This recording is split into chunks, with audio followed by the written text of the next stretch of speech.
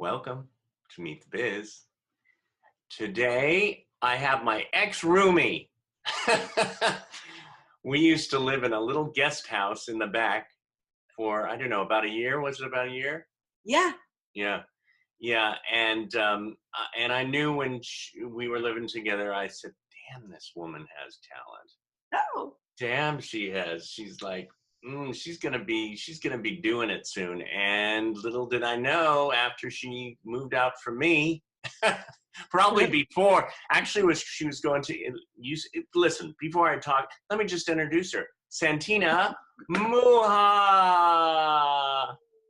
The crowd goes wild. Hello, roomie. Dog goes wild. He's the crowd right now. Just think if we were still living together now. I know. Oh my God, we'd have to be 6 feet apart in that guest house. I don't know if that's possible. That's not possible. That's not possible. I don't know how we did it, but we did it, and we did it well. Yeah, we did. Yeah, I have to say she was one of my best roommates. Oh, thanks. Excuse me, you were one of my best roommates. I'm talking like to the third person. I actually love your new place. You know, I haven't been there. You know.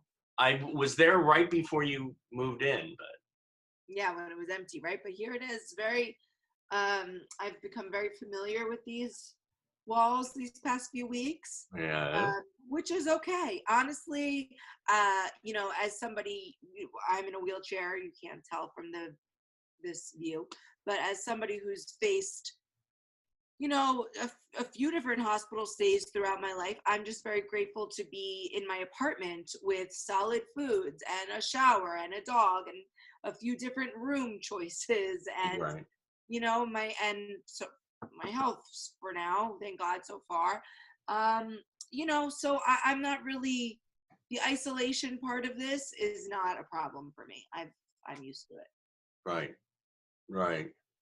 Well, and I'm getting used to it. I used to be like very, you know, I would come home at lunch from high school and turn on The Edge of Night, and you're going, huh? What show was that? And then I would go back to school. So I was very, you know, secluded when I was younger, and then somehow I started scratching my way out. But this reminds me of the good old days. Right, I do. I've been eating a lot of cereal, peanut butter and jelly, very latchkey kid stuff. Very nice. And I've been cooking, and I've been eating healthier. Good. Which I need to for my beautiful heart. Since you've been here, how long have you been in LA? I think about 7 or 8 years now. The first year was off and on, so, you know, around there. Right. Yeah. Wow. Because since you've been here, you've been in UCB, right? Tell us about UCB. Sure. The Upright Citizens Brigade Comedy Theater was started by Amy Poehler, Matt Walsh, Matt Besser, and Ian Roberts. So it's a comedy school that has a stage attached, right? So basically you go through the school and then some of the students end up becoming performers at the theater. So I started out there taking some improv classes, and a teacher of mine said, you know, I noticed when you're telling monologues and things, you have a lot of interesting stories from your childhood, and you always kind of put a little comedic spin on them. You should look into doing a one-woman show. And I was like, oh, I can't do a one-woman show. I'm not Carrie Fisher. I'm not John Leguizamo. I'm not. You're Santina Muha. Yeah, nobody knows who I am yet. So I thought a one-woman show was like a memoir, where you don't really, and even memoirs now, I've changed my opinion on that. Right. Basically, I thought you can't do anything until you're somebody, but that's like a catch-22, right? Because how are you going to be anybody if you don't do anything? Right. There are no rules. No, especially these days, especially now with social media and webisodes. Like, you know, you can create your own stuff, and honestly, you kind of got to these days because there's just so much.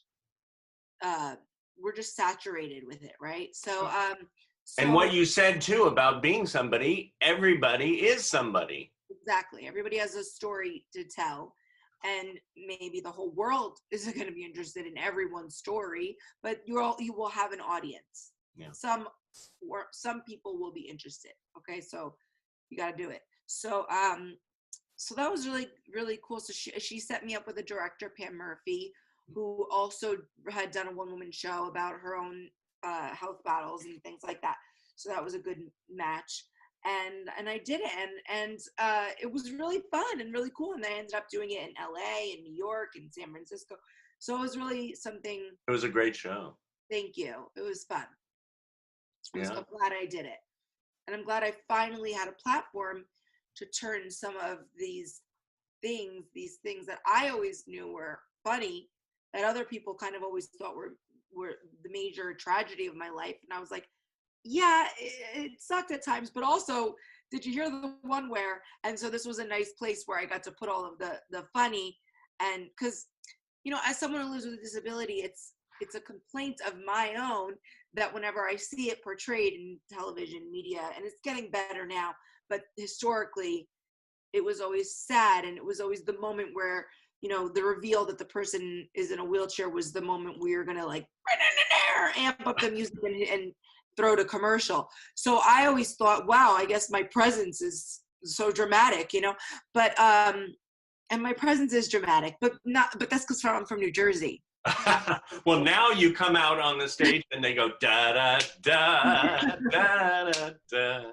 Right. So so that kind of bothered me. I was like, why isn't media portraying any of these funny, stupid, silly things that are such a huge part of my life? And other people in my position that I've spoken to, we always commiserated, like, oh, how many times do you get asked, you know, for your license, or, you know, to slow down, or get a speeding ticket? And it was like we all had the same stories, and then our own sort of different stories, like no way.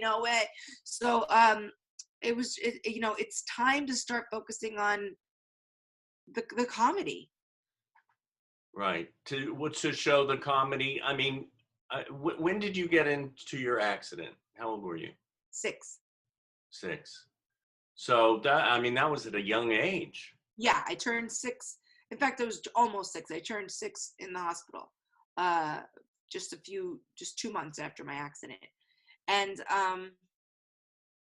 it was a young age. And a lot of people say, "Oh, that's so sad," you know, and it is sad, of course, for a young person to be hospitalized. But I will tell you this: when you're young and you're in the hospital, you're not worried about who's going to pay the bills.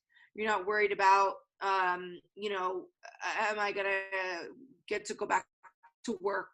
You're not worried about, you know, how am I going to do this? How am I going to do that? You're just living in the moment, right? That's the great thing about kids and animals. You have no choice but to live in the moment. And so, yeah, it was sucked at times, but I'm pretty grateful for me that's when it happened, because then I was able to very quickly just start adapting to my new normal. Well, it's interesting how you said when you're, you know, at that age, you live in the moment. And it's too bad that so many people, when they get to a certain age and they, quote, grow up, they don't live in the moment. They're about, oh, this, that, and the other. And if we all live in that moment, you know, more. Because when you become older, you do start to have responsibilities that you don't have as a kid. So I get that you need to start thinking about other things that children don't have to think about. But that doesn't mean that you can't, you know, set aside time to think about those things and then spend the rest of the day focusing on your healing, focusing on your whatever. I mean, I found myself in the hospital 4 years ago for 3 months, and I had 2 operations which required 7 weeks of 24/7 bed rest. Was that when we were roommates? It was right after I had just moved out. Oh, wow. And yeah, I was living here when that happened. And I was in bed for 7 weeks. I didn't get out of bed for 7 weeks. So do you see, that's why this quarantine is like, please, I mean, I'm so grateful that I can just move around the room, you know. Yeah. But you would think that would be one of the worst things that ever happened to a person, but I really found that it helped me rewire my brain a little bit to not feel guilty when I wasn't working, not feel guilty when I wasn't creating. And I I learned to love reading again. I learned to love just relaxing again. And What? so taking that into this as well. Yeah, I'm jumping back because I remember about the hospital stay, and you know, always looking at the bright side of certain things. Wasn't it in that hospital visit when your hero walked into the room? Yes, the love of my life, Luke Perry, surprise visited me at that And you time. didn't know him before that. No, I didn't know him. Well, no, I mean, my fantasies knew him, but I and I just loved him so much, and he was just, I remained very loyal to him Yeah. from the 90s through, and I still do. He's just, I think he's the best. And he came and visited me. A friend of mine reached out to his manager and wrote him a letter, and he came and visited me, and it was great. It was a great moment Yeah. in my life. And it happened to me during that time. And it was one of the best days of my life. And I was in the hospital stuck in a bed. So, you know, you could make moments out of anything. Right. Yeah. Right. You find those happy moments in this craziness that's going around us. Yeah, you have to. Whether it's this moment or whether it's when you were 6 or 4 years ago. Exactly. Exactly. You worked with one of my favorite directors, Gus Van Sant. Ooh, yes, I did. With the Oscar winner from last year. Yeah. This year. Joaquin Phoenix. Yeah. Tell us about that. That was so great. Oh my God. And it was amazing because so my accident was on March 9th. So every year on March 9th, I like to do something to sort of, in my teenage years, on every year on March 9th, I locked myself in my room and cried. And then I realized, wait, I survived. So then I was looking at March 9th like a survival day. And so my first day on that set happened to be March 9th. And so I spent my March 9th that year shooting that film, dancing in a park with Joaquin Phoenix under the direction of Gus Van Sant. It was magical. And because the film was about John Callahan, who was a quadriplegic, and Joaquin was playing that role, he was in a wheelchair too. And it was just like a very interesting, again, another moment for me. Right. There's one of those other moments, and just, you know, sometimes we block it too, don't we?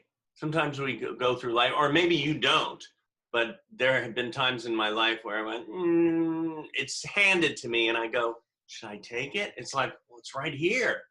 And even if sometimes it's not the best, it will help guide you to another level. Yeah. It's like, yeah, when I hurt my back and neck on the set, I was going, why did I do that? And so it's a long story. But then ultimately, I couldn't find any, quote, help at the time for the pain in the Los Angeles area. And my brother said, come up to Seattle. I have this amazing healer. So I get up there, drive to Yelm, Washington, through the forest. It was so spiritual. Open up the door, and then there's what the bleep posters all around and books. And I had, let me tell you, I went to Dr. Grabelny twice, 50% better. It was like magic. But what I found out there at that time, his wife was the producer, writer, director of What the Bleep. So, and since then we've become good friends. We work together. So it's interesting if you follow the journey and you say, okay, why is this happening? What, you know? And sometimes the why isn't clear until months, years, whatever, decades later. So that's okay, but just kind of trusting the process, trusting the universe, and knowing that everything ends. Whether you're having the best day of your life or the worst day of your life, it's gonna end and something else will start. So right. You just gotta hang in there. The end is a new beginning. All the time. Yeah. Always. Winter, spring, summer, fall, winter, spring, summer, fall. You know, always. It doesn't end. You did that, and I said, okay, I have to do my exercises today. So, okay, everybody, there we go. This is an exercise. Okay, got my upper shoulders. Now let's do my feet. So, one day at a time. Yes, one day at a time. The show. The show and the life. And the concept. Yes, exactly. One day at a time is how I try to live my life, and also is the show I'm lucky enough to be recurring on. Yeah. So it's been so great, so cool. It's a multicam, which is the type of a show where you get to record in front of a live studio audience. So it's great because I get the joy of, you know, hair and makeup and you know, filming and that whole thing, but also that sort of thing that I love from the UCB part of me that loves to perform in front of a live audience, and that sort of makes it come alive. So I get to put those two things together when I shoot one day at a time, and I get to work with all these legends, and also everyone on that cast and crew is just so great and nice. Well, I don't know everybody, but I know I'm blessed to know Norman Lear through Jerry Jewell. And we interviewed him for Ability Magazine. Then I've seen him in so many different events, and just his presence is like, you know, it's like you can't speak, but he's like a father, like Jerry's was a grandfather. And then Brent Miller, who has been to Meet the Biz as well, which you were there that day. I was, Brent. I mean, another sweetheart. It's so amazing to see the people in the business. You know, sometimes you hear, oh, people in the business can be this way or that way, but that group is totally like a ball of love. It is a great group. I love that group. Yeah.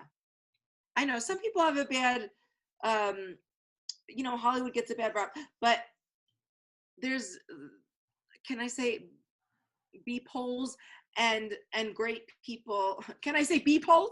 You could say beep-holes. There's beep-holes and great. You should heard what Dee said the other day. It was funny. There's bad people and good people in every, you know, you know, whatever. Yeah. Yeah.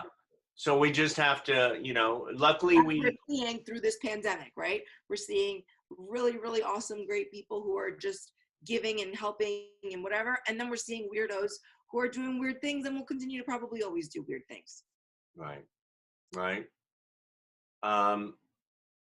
Yeah, Norman Lear, Brent Miller, Rita Moreno, Mackenzie Phillips. Well, you get to work with Mackenzie.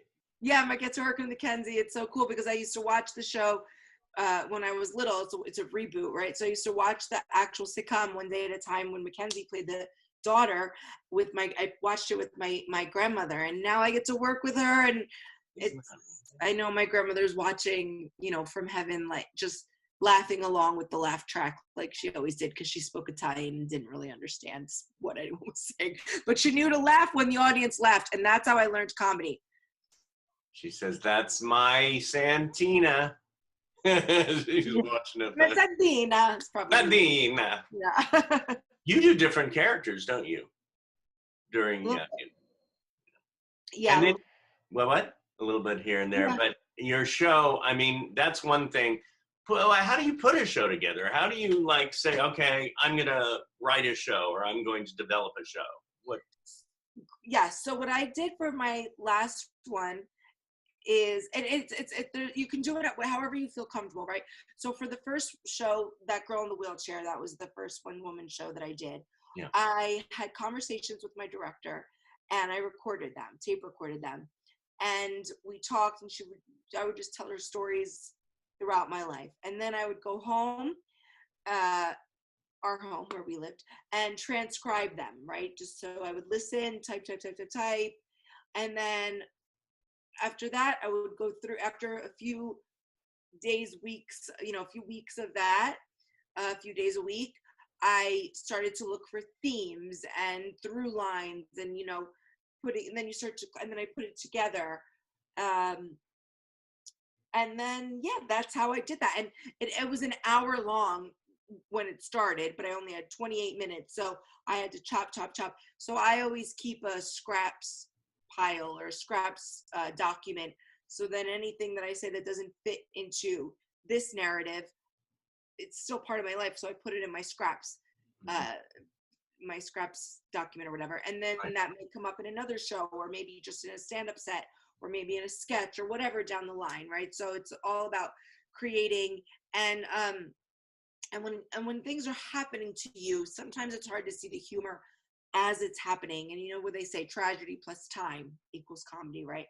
So but I encourage you to continue the writing even if you're still in the tragic part, because you never know, you know, sometimes even later on with different perspective, you'll see how you were writing it even when you were sad, and you'll still be able to see the comedy in it even if you were sad when you were writing it. Does it make sense? Yeah, is that one way that you get through, quote, the tragedy or the craziness that we sometimes go through? I mean, I know you go creatively and you write, but what's something else, like when you were younger or now? How do you deal with it? Well, now, I mean, so with this whole pandemic right now, there are days that I wake up and I say, oh, thank God I'm healthy and I'm going to go, you know, do something productive today, and I'm going to work out, whatever. And there's other days that I wake up and maybe I see something on the news that makes me scared, and I'm terrified for that day. And I listen to my body and I listen to my heart. And if that day I don't feel like doing anything productive, I don't, you know, it's Mhm. okay to take some time out and be kind to yourself. And just as much as we have to eat well, we have to do things that are kind for our mind and our brain, you know. That's really important. So for me I do things like puzzles, coloring. That's what works for me. Sometimes some of my friends are like, I don't know how you do puzzles, they frustrate me. But then other people do Sudoku and I'm like, oh my God, that's a nightmare. So you got to find your thing. And that's it. And it's okay if you need a timeout, because sometimes you have to recharge your, you know, you have to recharge your brain, right? You have to recharge that part. So if you have, for people who have writer's block and they're just like, walk away for a minute, you know, walk away. It's okay. Especially when you're actually going through it. You know, if you're in the hospital, that's not the time where you need to start writing your one woman show.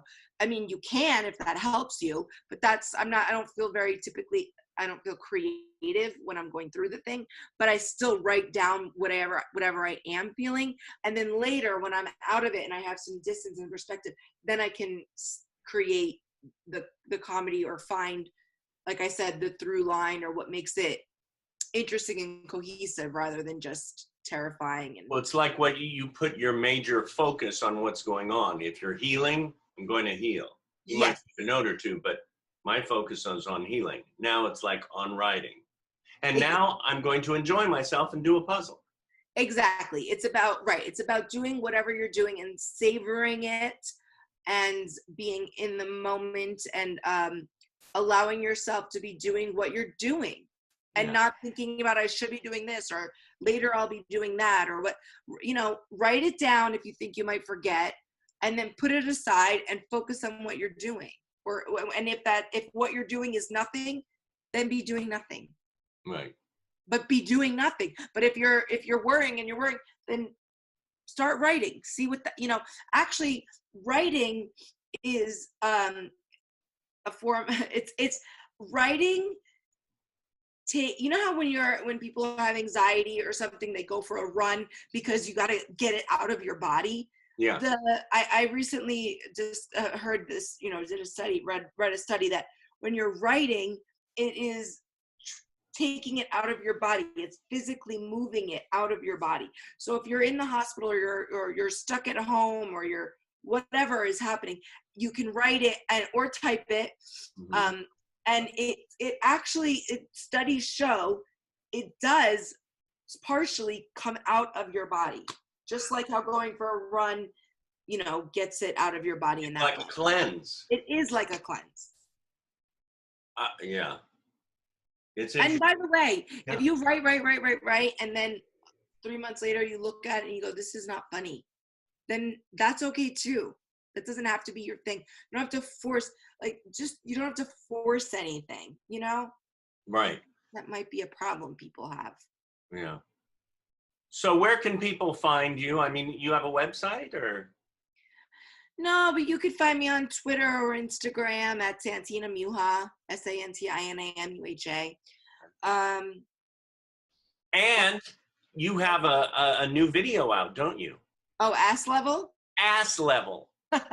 Yes, ass level is really, so that's something that I wrote based on, some of the perks of being in a wheelchair, because I thought, well, we don't ever really see those. We only ever see the violin playing sad parts of it, right?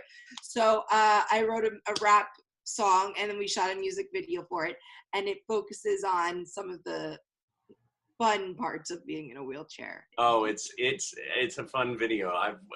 Whenever I need a laugh or I need something to get away from stuff, I watch that, and I watch your ass level. And that's me rapping. Can you believe it? I love it. Did you ever thought you'd be rapping? Yeah, I thought I'd be rapping more before I thought I'd be singing some sort of opera or something. Right. So that's on YouTube as well. Yes, it's on YouTube. Okay. And if you go to my Instagram, the link is in the bio. Okay. And check this woman. I mean, your IMDb is gonna very soon, and I'm looking forward to seeing you on that Emmy stage in a year or two. Won an Emmy in a year. No, I don't know if anybody's going to be on the Emmy stage in a year. Yeah, that's true.